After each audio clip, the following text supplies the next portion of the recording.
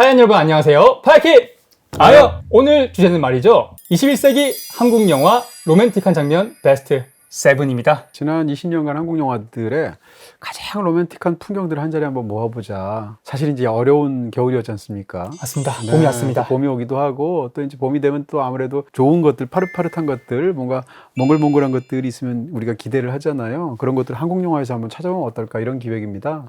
네, 저희 넥타이만 봐도 완연한 봄이 온 것 같습니다. 글쎄 말이에요. 커플 넥타이처럼 보이는데요. 자, 오늘은 그러니까 한국 영화에서 이제 주로 이제 멜로 영화들이 될 텐데 네. 그렇다고 해서 한국 영화 21세기 멜로 영화 베스트 7이 아니고 그야말로 장면들을 가장 아름다운 장면, 가장 로맨틱하고 낭만적인 장면을 7개를 골랐다. 물론 다 좋은 멜로 영화들이고요. 질문이 하나 있는데요. 네. 최근에 이런 견해들이 있어요. 어떤 정통 멜로보다 뭔가 현실적이고 사실적인 내용을 기반으로 한 로맨틱 코미디가 더 인기가 많다.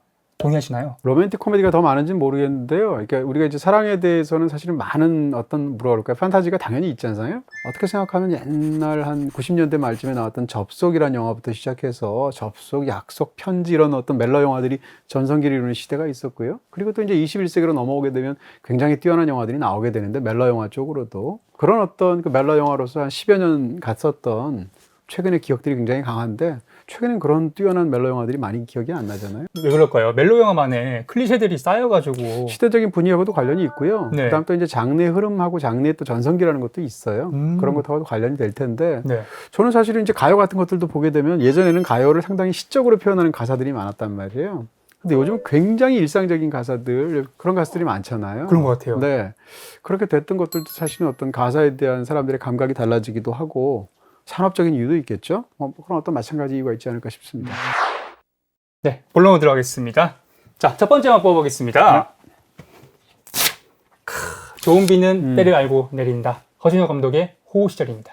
호우 시절이라는 말 자체가 지금 너무 멋지게 읊어주신 것처럼 사실 이 두보의 시에서 나왔던 표현인데 네. 영화에서 실제로 이제 두보 초당이 나오게 되는 그러니까 중국의 수찬 지방의 청두를 배경으로 해서 청두시가 네. 그 총나라 유비가 세웠던 수도더라고요. 네, 여러 영화에서 이제 그런 것도 다 관련이 되어 있고 또 특히 이제 이 두보에 관해서 얘기할 때는 이제 당나라하고도 관련이 되어 있기도 하고요. 네. 근데 어쨌건 이 호우 시절을 보시게 되면 우리가 뭐라고 할까요? 외국 출장을 갔을 때 혹은 해외여행을 갔을 때 이랬을 때 어떤 서로 다른 국적을 가진 남녀 사이에서 짝트는 굉장히 로맨틱한 멜로 이런 거 떠오르잖아요. 맞아요. 가장 유명한 영화들이라면 아마도 링클레이터의 비포 시리즈겠죠. 비포 선라이즈, 비포 선셋, 비포 미드나잇일 텐데 호우 시절은 한마디로 얘기하면 한국판 비포 선셋이라고 말할 수 있어요. 두 남녀는 사실은 미국에서 각각 유학을 갔을 때 둘 사이에서 모종의 어떤 일들이 있었어요. 서로에 대해서 굉장히 호감도 있고 심지어는 사랑을 고백하는 순간도 있었는데 잘 이어지지 않았다가 세월이 흘렀는데 남자가 한국에서 직장 생활을 하다가 미국의 청두 지방으로 출장을 갔는데 거기서 두보 초당에서 관광 가이드 역할을 하고 있는 그때 그 자기의 하구이자 속으로 굉장히 좋아했었던 그 여성을 만나게 된 거죠. 우연히. 네. 그러면서 그때 우리는 과연 어떻게 사랑을 했을까를 서로 막 얘기하는데 서로 생각이 막 안 맞아요. 여자는 남자는 여자한테 내가 그때 자전거 가르쳐줬잖아 이렇게 알려주는데 여자는 나는 자전거 탈 줄도 모르는데 무슨 소리야 뭐 이런 식으로 계속 이렇게 티격태격 하는 것처럼 보이지만 사실은 둘 사이에 굉장히 깊은 사랑 얘기가 있었고 그게 이제 본격적으로 펼쳐지는 그런 영화라고 할 수 있습니다. 네, 정우성 씨가 네. 카페에서 커피를 리필할 때 딱 네. 요거는 비포 선셋이다 싶었어요. 비포 시리즈를 염두에 뒀다라고 생각되는 분은 굉장히 많아요. 특히 네. 비포 선셋은 끝날 부분에서 가장 로맨틱하기도 한 게 떠날 시간이 다가오는데 자꾸 미루잖아요. 네. 호우 시절에서도 그런 어떤 미루는 그 감정의 긴박감 같은 것이 있고요. 근데 이 호우 시절에서 사실 어떻게 생각하면 뭐라고 할까요? 이제 허진호 감독들의 멜로가 영화가 너무 뛰어나잖아요. 근데 호우 시절은 허진호 감독의 멜로 중에서도 소품에 가깝고 그러면서도 굉장히 담백하고 깔끔하고 수채화 같아서 이 뒷맛이 굉장히 개운해요. 그래서 많은 분들이 사실 이 영화를 안 보셨을 텐데 권해드리고 싶은 측면이 있고 또 한 가지는 이제 정우성 씨가 뭐 이 외모가 탁월한 그런 스타로 수십 년간 주연이잖아요. 외모 사기죠. 근데 정우성 씨가 가장 로맨틱하게 나온 영화가 저는 호우 시절 같아요. 내 머릿속의 지옥이 아닌가요? 저는 그렇게 생각해요. 예. 네. 그래서 호우 시절에 한번 정우성 씨의 매력을 한번 보시는 것도 좋지 않을까. 또 상대 배우인 고원원도 굉장히 뛰어난 어떤 그런 매력을 갖고 있어서 사실은 두 남녀 주연 배우의 매력이라는 게 멜로 영화에서 중요하잖아요. 이 영화에서 제가 보는 로맨틱한 장면은 뭔가 하면 드디어 이제 내일 떠나야 돼요. 출장 일정이 끝나서 비행기 시간이 오전 11시인가 이렇게 잡혀 있고 그 상황에서 그날 전날 밤이 됐으니까 이제 다시는 못 보는 거잖아요. 이대로 그냥 가면. 맞아요. 그런 상황에서 두 사람이 애틋하게 저녁을 먹고 그리고 밤거리로 나가게 되는데 거리에서 이제 사람들이 이렇게 체조를 하면서 여자들이 춤을 추는 장면도 있고 거기에 두 사람이 낄 듯 말 듯 굉장히 애매하게 하다가 마침내 춤을 추기 시작하죠. 그러다 갑자기 언제나 그런 것처럼 더군다나 제목이 호우 시절이니까 비가 타이밍을 맞춰서 딱 내려주는 거예요. 두보의 시처럼. 그러니까 두 사람이 막 뛰어서 비를 피하기 위해서 근처에 있는 구멍가게 천마 밑으로 가요. 그래서 비가 막 떨어지는데 거기 안에 들어간 비는 안 맞잖아요. 그리고 과거에 대해서 사실은 내가 너한테 사랑한다고 고백을 한 적이 있지 않았느냐 혹은 나는 사실은 너한테 초반부터 너무 관심이 있었다라든지 이런 얘기들 하게 되는데 시간이 너무 안 맞았던 거죠. 타이밍이. 그런 상황에서 택시가 오게 되고 여자는 이제 울면서 떠나가게 되는 그 처마 밑에서의 두 사람의 대화, 멜로 영화에서 볼 수 있는 굉장히 아슬하고 이렇게 좀 약간 쌉쌀하면서도 무척이나 로맨틱한, 그러면서 두 사람은 이루어지지 못했던 과거를 떠올리면서 다시금 혹시 미래는 가능하지 않을까라고 생각하는 그런 것들이 굉장히 잘 묘사가 된 멋진 장면입니다. 네, 3박 4일간의 기분 좋은 또 사랑 이야기. 네, 끝날 때도 타이밍이 굉장히 정확한 것 같고요. 딱 거기서 끝나니까 좋은 것 같은데 한번 뒷맛도 깔끔한 영화니까 보시면 어떨까 싶습니다. 네, 다음 영화는요. 김현석 감독의 로맨틱 코미디 시라노 연애 조작단입니다. 네, 뭐 지난 역시 한 20여 년간 로맨틱 코미디를 얘기할 때 한국에 김현석 감독 빼놓을 수 없을 것 같고요. 장인이죠. 광식이 동생 광태 이 영화도 좋았고요. 로맨틱 코미디라고 보기는 어렵겠지만 김현석 감독 영화 중에 거의 최고작에 해당하는 스카우트라는 또 좋은 작품이 있습니다. 네. 근데 어쨌건 이 시라노 연애적 조작단도 대중적으로도 성공했고 굉장히 이제 재밌는 영화이기도 해요. 요즘 또 시라노라는 영화가 개봉 중이잖아요. 네. 바로 그 모티브를 갖고 와서 그러니까 연애를 할 때도 약간 기술 같은 게 필요하잖아요. 근데 쑥스럽거나 뭐 성격이 수줍거나 하면 잘 못하는 사람들을 위해서 아예 연애를 도와주는 시라노 에이전시라는 걸 만들죠. 그래서 완벽한 세팅 속에서 자기의 의뢰인이 오게 되면 그 사람을 연애가 잘 되도록 도와주는, 그게 이제 시라노 연애 조작단인데, 극중에 이제 그 연애 조작단을 시라노 에이전시를 이끌고 있는 사람이 엄태웅 씨인데, 네. 최다니엘 씨가 와가지고 드디어 의뢰를 하는 거죠. 의뢰를 하는데, 사실 너무 좋아하는 여자가 있는데, 다가갈 수가 없고 하고 말을 하는데, 그 사람이 바로, 이민정 씨였고, 이민정 씨는 과거에 파리에서 이 남자가 체류하는 기간에 두 사람이 굉장히 사랑했었던 과거의 연인이었던 거죠. 근데 과거의 연인이었던 여자를 어떤 남자가 와서 잘 되게 해달라고 의뢰를 하니까,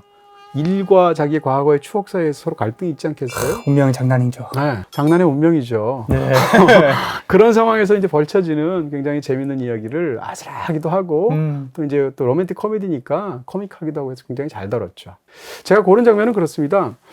지난 시간에 저희가 이제 영잘할 시간에서도 영화학개론 시간에서도 그 말씀을 드렸는데, 영화에서 플래시백이 굉장히 중요하잖아요. 기억이라는 걸 어떻게 시각화할 것인가가 영화라는 예술에서 굉장히 중요한 테마 중에 하나예요. 근데 이 영화에서 두 사람이 이제 같은 카페에 앉아 있는데, 남자는 여자한테 자기 모습을 들킬까봐 뭐라고 그럴까요? 음악을 트는 안에 그 부스 있는 데서 몸을 돌리고 앉아 있고, 네. 그 남자가 거기 있을 거라고는 생각도 못했던 이민정 씨는 밖에 이제 고객으로 와서 커피를 마시고 있죠.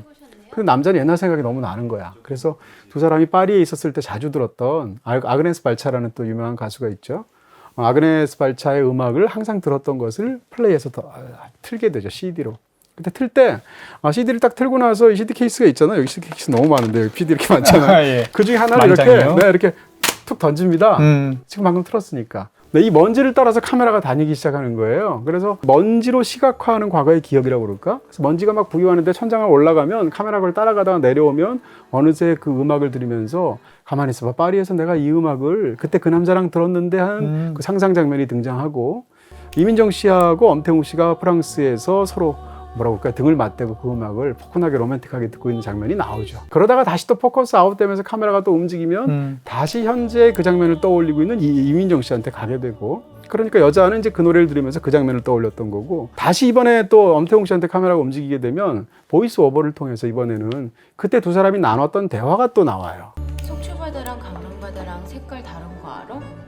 음악을 들으면서 둘이 함께 있었던 순간을 떠올리는데, 그 여자는 등을 기대고 있었던 그 순간을 떠올리고 있고, 남자는 그때 나누었던 대화 내용을 기억하고 있단 말이에요. 이런 것들을 플래시백을 카메라의 움직임과 먼지의 떠다님과 소프트 포커스와 하드 포커스로 오가는 어떤 그런 카메라 연출과 이런 걸 통해서 너무 잘 보여준 이걸 찍은 사람은 이제 김우영 촬영 감독인데요. 네. 워낙 어떤 그 정서적인 부분들을 뛰어난 테크닉으로 잘 찍는 감독이거든요. 촬영 감독. 그런 면에서 이 김현석 감독의 이 작품에서 이 장면은 정말 멋지게 플래시백을 이 사랑의 추억을 길어 올리는 장면으로 사용하게 한 훌륭한 그런 로맨틱한 장면이 아닌가 싶습니다. 네, 사실 저는 최다현 씨의 고백 장면을 뽑으실 줄 알았어요. 많은 분들이 생각하실 것 같아가지고. 그럴 수 있죠. 근데 네. 이제 여러 가지 이제 로맨틱하다는 건 여러 가지 이유가 있는 건데요. 영화 예술만의 어떤 특별한 방법으로 너무 아름답게 묘사하는 장면이라는 생각에서 저는 사실 이 영화에서 가장 로맨틱한 건 그 장면이라고 생각합니다. 네, 다음 영화입니다. 네, 김용균 감독의 와니와 준하입니다. 네, 와니와 준하도 보실 분이 많지 않을 것 같은 생각이 그럴 것 드는데요. 사실은 이제 김희선 씨를 생각하면 이제 탁월한 어떤 매력을 갖고 있는 그런 배우잖아요. 근데 솔직히 영화에 관해서 한정해서 말을 하면 김희선 씨가 출연했던 영화들 중에 특별히 인상적인 작품이 없어요. 네, 드라마의 여왕이죠. 뭐 제가 또 드라마를 안 봐서 그런 걸 수도 네. 있고요. 근데 어쨌건 영화에 한정해서 얘기하면 그럼에도 불구하고 김희선 씨한테 영화의 세계에서는 와니와 준하가 있었다 이렇게 말을 하고 싶고요. 이 영화 속에서 이제 김희선 씨가 굉장히 반짝반짝거리는 그런 느낌이 있고 또 이제 한참 또 전성기 때의 주진모 씨도 굉장히 멋지게 나오고 그리고 영화에서 사실은 이제 비중으로 따지면 세 번째 정도지만 뭐라고 그럴까요? 저는 굉장히 뛰어난 어떤 멜로적인 감성 혹은 어떤 이런 것들을 눈빛 연기를 할 수 있는 탁월한 배우라고 생각하는 게 조승우 씨거든요. 네. 현재 커플이 사랑하고 있는 사람은 이제 주진모 씨와 김희선 씨인데 아주 어린 시절에 아버지가 재혼을 해서 생긴 자기의 동생이 있단 말이에요. 근데 그 동생에 대해서 약간 어떤 그런 로맨틱한 감정 그러면서도 그것이 이루어질 수 없는 감정이잖아요. 그런 상황에서 딸렸던 어떤 기억이 있는데 이 동생이 오랜만에 찾아오게 된 거죠. 그러면서 이제 벌어지는 이야기를 다룬 거거든요. 이 와니와 준하도 역시 그 호우 시절처럼 기분이 뭐라고 그럴까? 영화에 다루는 이야기는 사실 굉장히 어떻게 생각하면 복잡할 수도 있는 그런 감정을 다루고 있는 건데 영화가 굉장히 깔끔하고 굉장히 수채화 같은 느낌이 있어요. 호우 시절하고도 비슷한 느낌이 있는데 제가 고른 장면은 이제 어린 시절의 어떤 한 장면, 10대 시절의 얘기인데 네. 김희선 씨가 영화 속에서 나중에 애니메이터가 되거든요. 그림 그리는 걸 좋아하는데 동화. 그림을 그려야 되는데 앞에 모델이 있어야 그림을 그리는 연습을 하겠죠. 네. 동생을 부르는 거죠. 조승우 씨를. 조승우 씨를 불러가지고 창가에 좀 앉아 있어 볼래? 라고 한 다음에 창가에서 이제 컵을 들고서 동생이 포즈를 취하고 있죠. 아, 영민의 방에서. 네. 그 상황에서 이제 이렇게 해서 그림을 그리잖아요. 동생이 딱 보고 있으니까 자기 누나가 눈썹이 짝짝이란 말이에요. 그래서 장난스럽게 둘이 뭐 남매 사이니까 눈썹이 짝짝이네 하고 놀리게 되니까 눈썹을 잘 못 그리겠어 내 눈이라서 이렇게 얘기를 하죠. 그러니까 조승우 씨가 눈썹을 그려줘요. 눈썹을 그려준다는 것 자체가 굉장히 낭만적이잖아요. 네. 그 눈썹을 딱 그려주다가 당연히 그러면 안 되는 거지만 키스를 하게 되는데 그 장면에서 영화가 굉장히 그 상황을 활용점정하듯이 묘사를 했어요. 그 순간 김희선 씨가 깜짝 놀라서 눈을 뜨는데 눈 한 눈만 보여주는 굉장히 클로즈업을 이 뒤통수를 가려서 보여주고 그 다음에 이 영화는 장소가 중요하거든요. 이 이야기들의 상당수가 춘천에서 벌어지는데 그 춘천의 어떤 영화 속에 등장하는 가옥 실제로는 서울에서 찍었다고 하지만 그런 가옥에서 이 창가에서 벌어진 두 사람의 키스를 또 멀리서 이렇게 또 이렇게 멋지게 보여주는데 그 순간 또 현장은 또 기와집이고 낙엽은 또 이렇게 딱 살랑살랑 이렇게 또 너무 동화 내려와주고 같아요. 이렇게 나오죠. 그 순간 또 창문이 열려 있으니까 바람이 들어오는데 방금 전까지 김희선 씨가 그리고 있었던 동생의 바로 그 외혹적인 연필로 그렸던 드로잉이 또 팔락팔락 흔들리게 되거든요. 이런 것들을 묘사하는 게 사실은 우리가 이제 시간이 굉장히 오래 지나서 10대 시절에 있었던 어떤 첫사랑 이런 걸 떠올리게 될 때 이렇게 떠오르잖아요. 그렇지 않아요? 맞아요. 섬세하게. 네, 이렇게 떠오르면서 그거 자체가 이렇게 분절된 채 몇 가지 이미지로 떠오르잖아요. 동영상처럼 잘 안 떠오르고. 그런 어떤 어린 날들의 가슴 설레면서도 마음 아팠던 기억들 같은 것을 굉장히 낭만적으로 묘사하고 있는 거죠.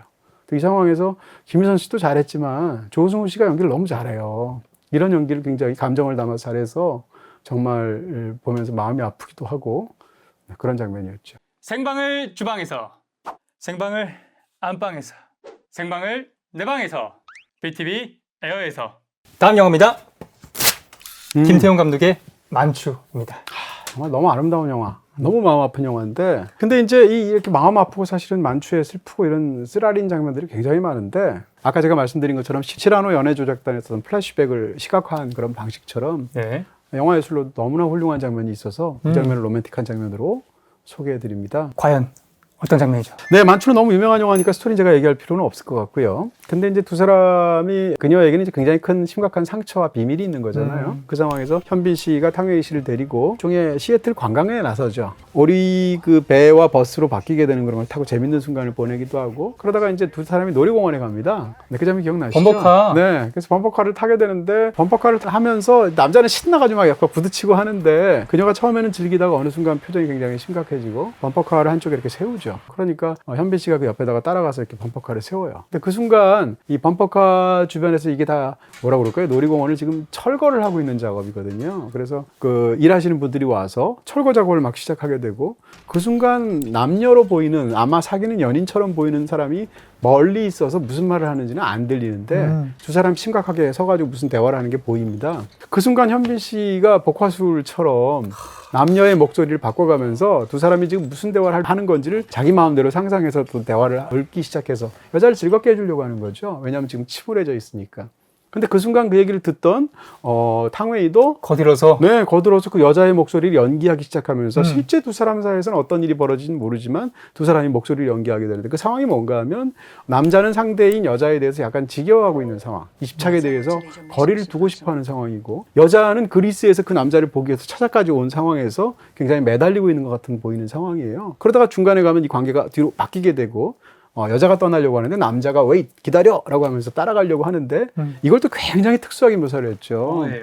벨트처럼. 네, 그걸 마치 무빙어 같은 것을 사용하지 않았나 싶은데 그래서 두 사람 관계가 이렇게 가까워지려고 하면 다시 멀어지고 이게 굉장히 시각적으로 멋지게 묘사하는 데다가 마지막으로는 두 사람이 춤을 추면서 하늘로 이렇게 쫙 올라가는 굉장히 멋진 연출을 했어요. 그 장면을 보고 있으면 사실은 이제 이 영화에서 두 사람이 아주 로맨틱한 순간을 갖기가 어렵죠. 왜냐하면 영화적인 설정 자체가 너무 극악한 설정이잖아요. 특히 탕웨이의 어떤 심리적인 이유에서는. 근데 그런 데서 보여줄 수 있는 아슬하면서도 약간 쓰라린 기운이 밑에 있지만 그럼에도 불구하고 지금 어쨌건 두 남녀가 그런 위기에 처해 있는 남녀가 정반대로 이번엔 남자가 따라가기도 하고 그리고 하늘로 또 올라가기도 하는데 이 장면이 멋지게 환상적으로 끝나고 나면 갑자기 장면이 바뀌어서 그 실내의 시애틀의 어떤 그런 빌딩 안을 이번엔 정반대로 현빈 씨가 탕웨이 씨를 웨이트 그래서 일부러 그 말을 또 하는 거예요. 기다려 한 다음에 조금 전에 자기가 했던 그 연기했던 대사 그대로 쫓아가게 되죠. 심리치료 같은 느낌이에요. 그럴 수도 있겠네요. 그렇게 볼 수도 있고 지금 사실은 탕웨이 입장에서는 굉장히 큰 마음의 어떤 트라우마가 있으니까 그런 부분에서 뭐라고 할까요? 이 장면들이 정확하게 둘 사이에서 어떤 거다라고 딱 쥐어주는 장면은 아닌데 그 장면이 갖고 있는 굉장히 풍부한 함의들이 있고 그런 어떤 기억의 순간들 뭐 닿지 못했지만 안타까운 것들을 되돌리고 싶은 어떤 자기 어떤 마음 이런 것들을 시각화해서 너무 멋지게 표현한 명장면이죠. 또 영화 속 시간이 네. 만추 같은 경우엔 72시간, 호우 시절은 3박 4일. 네, 시간이 짧으니까 더 이게 그렇죠. 감정이 더. 뭐 모든 것이 영화에서 다 그렇기도 하지만 이제 사랑에 있어서도 시간이 얼마 남지 않았다라고 하면 뭔가 마음이 이렇게 막 두근두근하기도 하고 뭔가 기차에서 내리기 전까지 전화번호 교환해야 될 것 같고 이럴 것 같잖아요. 고백해야 될 것 같고. 그런 것들이 주는 사랑에서의 어떤 설레거나 긴박한 순간들이 있죠. 네, 다음 영화입니다. 장진 감독의 로맨틱 코미디 네. 아는 여자입니다. 이 영화 네. 완전 코미디라서 코미디죠. 이 어떻게 네. 보면 7편 중에서 가장 코미디의 색채가 강한데 당연히 기본적으로 멜러의 어떤 이야기를 다루고 있고요. 네. 이 제목이 일단 아는 여자인데 사귀는 여자 입장에서는 저 남자랑 지금 굉장히 좋아하고 있고 오래전부터 그 상황에서 지금 약간 잘 돼가고 있다라고 믿고 있는데 극장에 갔는데 저 남자가 옛날 애인을 만났는데 옛날 애인이 물어보는 거죠. 누구야? 그냥 아는 여자야. 얼마나 마음의 상처가 되겠어요. 이제 거기서 그렇습니다. 제목이 이제 아는 여자가 나왔는데 이 영화는 이제 기본 설정 자체가 굉장히 흥미롭죠. 그러니까 이 주인공인 남자인 정재영 씨가 야구 선수인데 자기의 연인으로부터 이별 선고를 받은 거예요. 그래서 마음이 너무 아픈데 병원에 갔는데 시한부 인생이라는 또 3개월. 선고까지. 네. 그 양쪽에 받게 되니까 완전히 멘붕 상태가 돼서 단골 자기가 다녔던 술집 바에 가서 정말 떡이 들도록 술을 먹으러 갔는데 그 바에서 항상 만나게 되는 바텐더인 여성이 있죠. 바로 이나영 씨죠. 그때 이나영 씨는 사실은 오래전부터 말을 안 해서 그렇지 이 이 사람을 좋아하고 있었던 거예요. 장진 감독 특유의 굉장히 재밌는 순간들이 영화에 많이 등장하고요. 그럼에도 불구하고 기본적으로는 굉장히 어떤 그 사랑의 순간들을 풋풋하게 다룬 아주 재밌는 그런 영화라고 소개할 수 있습니다. 제가 고른 장면은 저는 사실 이제 이나영 씨가 출연했던 영화들 기억나는 장면들이 많잖아요. 네. 그 중에서 한 장면만 고르라면 바로 아는 여자의 그 장면을 고르고 싶은데 영화의 후반부쯤 되면 이 남자 입장에서는 상대가 자기를 너무 좋아한다는 걸 알아요. 근데 사랑에서 사랑을 좀 덜 좋아하는 사람이 더 많이 좋아하는 사람보다 권력을 가지잖아요. 그래서 내가 덜 사랑한다는 이유만으로 상대한테 함부로 행동하는 경우가 연인들 사이에 많잖아요. 이 영화 속에서는 정재영 씨가 그러는 거예요. 후반부가 됐는데 자기가 뭐도 일도 안 풀리고 그러니까 화가 나서 술을 또 역시 그 바에 가서 너무 떡이 되도록 마신 다음에 주정을 하는 거죠. 상대 여성을 상대해서. 자기를 좋아하는지를 아니까 오늘 뭐 집에서 재워준다고요? 나를 좋아해요? 뭐 사랑해요? 이런 식으로 막 놀리듯이. 연기하시는 거예요? 지금 저절로 이입이 되네. 완벽했습니다. 네, 그렇게 얘기하니까 이나영 씨가 처음에는 당황스럽잖아요. 자기의 어떤 순정이나 사랑하는 걸 알면서 상대가 그것을 가지고 자기를 놀리는 것 같으니까 정말 나한테 왜 그래요? 이러면서 눈물 그렁그렁 하면서 얘기를 하죠. 그런데도 이 못된 남자가 취했으니까 상대 보고 사랑하는지 그럼 한번 말해보라고 얘기를 하죠. 근데 이나영 씨가 그걸 어떻게 연기하냐면 이번 제가 연기해 볼게요. 네. 이렇게. 저리가. 죄송합니다. 네, 가서 하는데 정말 그 순간에 영화를 본 지 너무 오래됐거든요. 아직도 기억이 나. 이렇게 가가지고 귀에다 대고 손을 이렇게 대고. 뭐라고 그럴까요? 이나영 씨가 갖고 있는 어떤 연기적인 느낌이나 배우가 갖고 있는 느낌하고도 굉장히 잘 맞고 또 극중 상황에서도 이 사람은 자기는 많이 사랑한다는 어떤 그런 잘못밖에 없는데도 불구하고 너무 상대가 막하니까 마음이 너무 아픈데 그럼에도 불구하고 상대에 대한 사랑을 단념할 수는 없고 배우의 어떤 연기하는 방식 혹은 영화적인 상황 이 모든 것에서 그 장면이 굉장히 마음 아프지만 다른 한편 아주 낭만적인 그런 장면으로 보입니다. 6번째입니다. 네. 김대승 감독의 네. 번지 점프를 하다. 네, 번지점프를 하다는 당시에도 성공했지만 그 당시에도 뭐라고 그럴까 골수 팬들이 굉장히 많아서 이 영화를 좋아하는 사람들의 모임이 생길 정도로 그런 어떤 센세이션을 불러일으켰던 한국 영화 멜로 역사에서 굵직한 어떤 자국을 남겼던 그런 작품이고요. 시대가 대략 10수년을 상대로 해서 이렇게 양쪽 시대로 오가게 되지 않습니까? 영화적인 현재가 있고 80년대 말로 추측이 되는 이 두 남녀가 사랑에 빠졌던 대학 시절이 나오게 되는데 그것이 이제 영화 속에서 펼쳐지잖아요. 그래서 이제 이은주 씨, 이병헌 씨 두 사람이 나오는데 일단 두 사람이 멜로 영화에 굉장히 잘 어울려요. 그리고 이제 저는 이병헌 씨가 뭐 연기력이 워낙 좋다는 건 다들 알고 계시지만 사실 이병헌 씨가 코미디 연기 굉장히 잘하거든요. 쑥스러워하면서 말 제대로 못해서 이렇게 스텝 꼬이고 말 꼬이고 이런 연기를 굉장히 잘해요. 다른 영화에서도. 근데 그 중에 이제 최고봉은 번지점프를 하다 해서 그런 장면인데 이 영화에서 이제 두 남녀가 사랑을 하게 되는데 극중 특히 이제 이병헌 씨가 연기하는 남자의 입장에서는 어떻게 사랑을 해야 되는지 잘 모르는데 상대는 너무 좋고 이러다 보니까 자꾸 이제 실수들을 연발하게 되면서 코믹하기도 하고 로맨틱하기도 하죠. 한국 영화에서 많은 경우들이 그런 것처럼 남자가 군대 가면 그것은 굉장히 중요한 순간이잖아요. 맞아요. 그래서 군대를 가게 되어 있고 두 사람 마음은 굉장히 불편한 상황인데 떠나야 돼 남자가. 그런 상황에서 밖에 또 비가 엄청나게 폭우처럼 오게 되는데 남자가 우산을 씌워주니까 여자가 네 우산 같은 거 쓰고 싶지 않아 이러고 싸우게 되고 그러다가 남자가 너무 화가 나니까 여자가 너무 극단적인 말을 하니까 우산을 바닥에다 이렇게 집어던지고 발로 막 밟아가지고 우산을 찌그러뜨린단 말이에요. 그 자리에 화가 나니까 떠나버려요. 근데 여자는 못 박힌 듯이 거기서 그대로 폭우를 비를 다 맞고 있고 남자는 사라져 있고 그러다 시간이 뭐 5분이든 10분이든 20분이든 지났을 텐데 남자가 돌아와서 미안하다고 말을 하면서 자기가 사실은 막 뛰어오면서 다시 뛰어오면서 그런 생각을 속으로 했다는 거죠. 만약에 돌아갔을 때 네가 여기 그대로 나를 기다리고 있으면 정말 내 평생 너만을 위해서 살겠다. 너를 위해서 모든 걸 다 하겠다라고 결심했다고 하니까 서 있던 이은주 씨도 똑같은 말을 하죠. 통했죠. 네, 만약에 내가 서 있는데 네가 돌아오기만 한다면 내 남은 평생 너만을 생각하고 이렇게 생각했다는 건데 두 사람이 만난 거잖아요. 네. 그리고 군대 가잖아요. 그러니까 두 사람이 이제 비를 당장 피해야 되니까 우산이 망가지니까 바로 옆에 있는 전화 부스로 들어갑니다. 공중전화 부스로. 거기서 달콤한 얘기를 하는데 갑자기 남자가 평상시에 그렇게 숙맥이던 애가 오늘밖에 기회가 없으니까 너무 애틋하니까 나 너랑 자고 싶어. 이렇게 얘기를 합니다. 근데 여자가 나도 이렇게 얘기를 해요. 그 두 사람이 처음으로 이제 여관을 찾아가게 되는 거죠. 그 당시에는 이제 숙박업소 환경이 별로 안 좋았나 봐요. 굉장히 허름한 뭐 돈도 없었을 테니까 들어가는데 이 사람은 굉장히 쑥맥이거든요. 이제 이런 연기를 이병헌 씨가 너무 잘하는데 여관 문을 열 줄을 모르니 그냥 밀고 들어가면 되는데 그걸 당기려고 하니까 안 되는 거예요. 맞아요. 그래서 막 난리를 치고 있는데 야 여기는 여관 문이 닫았나 보다 하고 하는데 뭐 이거 밀면 되는 거 아니냐고 바로 밀고 들어가죠. 뭐 이런 장면들이 계속 나와요. 이런 식으로 해서 들어가게 되는데 누구랑 영화관에 같이 들어가 본 적도 없고 더군다나 그녀를 너무 사랑하고 근데도 가야 되고 이러니까 어떻게 행동을 해야 될지 잘 모르는 거죠. 네, 쉬었다 갈 거란 말이 무슨 말인지 그렇죠. 애매하죠. 거기서 그 여관 직원이 그렇게 말을 하게 되는데 거기서도 해프닝이 있고 들어와서 앉는데 앉는 순간부터 너무 당황하니까 딸꾹질이 나기 시작. 그러면서 딸꾹질이 났는데 딸꾹질이 나면 보통 물 마셔서 멈추잖아요. 근데 이 영화를 잘 보시면 그 장면에서 저쪽에 있는 주전자를 집으러 갈 때의 이병헌 씨 연기도 기가 막힌 코미디 연기예요. 몸을 어떻게 하는지를 보시면 알 텐데 뭐 그런 식으로 해서